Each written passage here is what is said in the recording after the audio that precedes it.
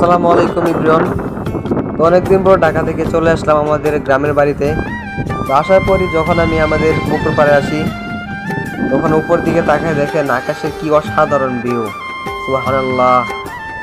চারিদিকে গাছগাছালি, বাতাসে দেখেন গাছগাছালি কীভাবে নড়ছে, গাছের পাতাগুলো, অনেক বাতাস, বলে বোঝাতে পারবো না গ্রামের যে বাতাসটা, ঠিক আছে, এতটা শান্তি লাগে বলার বাইরে। ফ্যানের বাতাস ও এসির বাতাস এতটা শান্তি লাগে না।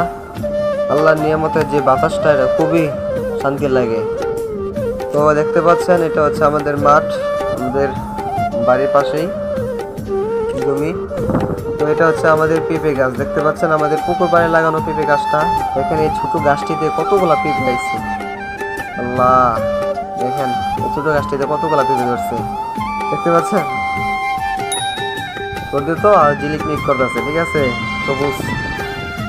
তো দেখেন পুরো গ্রামটা দেখাতে পারবো না আপনাদেরকে আমরা এই ভিডিওতে।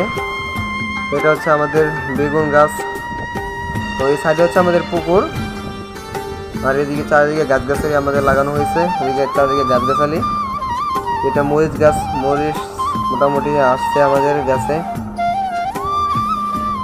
তো দর্শক দেখেন আকাশের কি ভিউ, সাধারণ অসাধারণ ভিউ। সুবহানাল্লাহ।